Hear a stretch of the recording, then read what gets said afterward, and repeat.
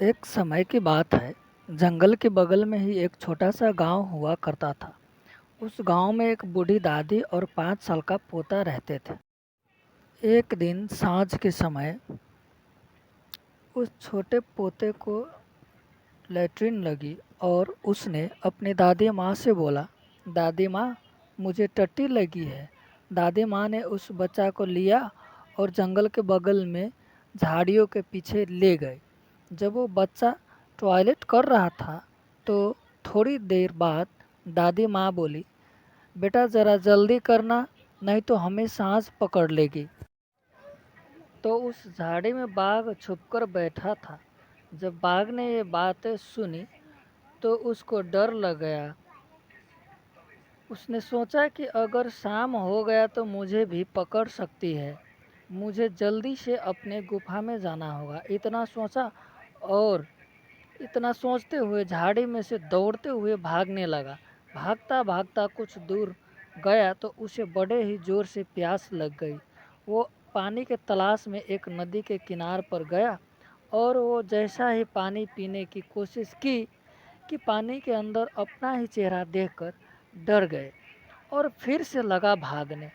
अब तो अपने परछाइयों से भी डर कहने लगा कि यही सांझ है और जोर जोर से दौड़ने लगे। उधर से एक भेड़िया आ रहा था।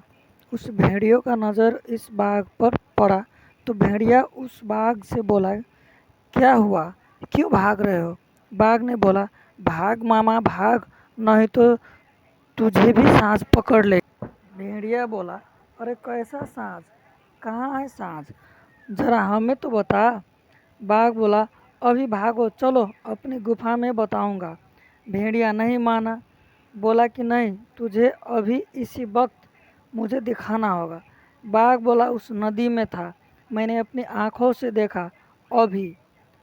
भेड़िया बोले, चल मुझे भी दिखलाओ। बाघ बोले, जा खुद देख लो।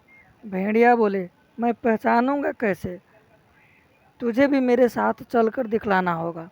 बाघ बोला, ठीक है, एक उपाय करता हूँ।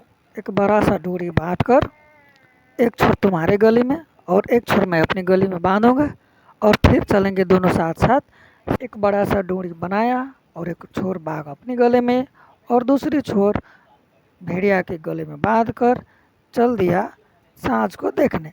जब बाघ लेकर उस भेड़िया को पहुँचे नदी घाट पर तो फिर से अपने ही चेहरा देखकर उसके रोंगटे खड़े हो गए, लगा भागने। जैसे ही बाघ छलांग लगाता था, भेड़िया उस बंधे डोरी के बाघ के आगे जाकर कभी पत्थर से तो कभी पेड़ों से टकराता था। 2-4 बार टकराने के बाद भेड़िया के मुंह से खून निकलने लगे। बाघ खून निकलता देख बोला, साला भेड़िया, मेरा डर के मारे फट रहा है और तू पान खा रहा है। सांझ भी होता गया, परछाइयाँ और भी बड़ा दिखने लगे। फिर डर के मारे बाघ और जोर जोर से छलांग लगाने लगा। भेड़िया चोट के मारे बेहोश हो गया।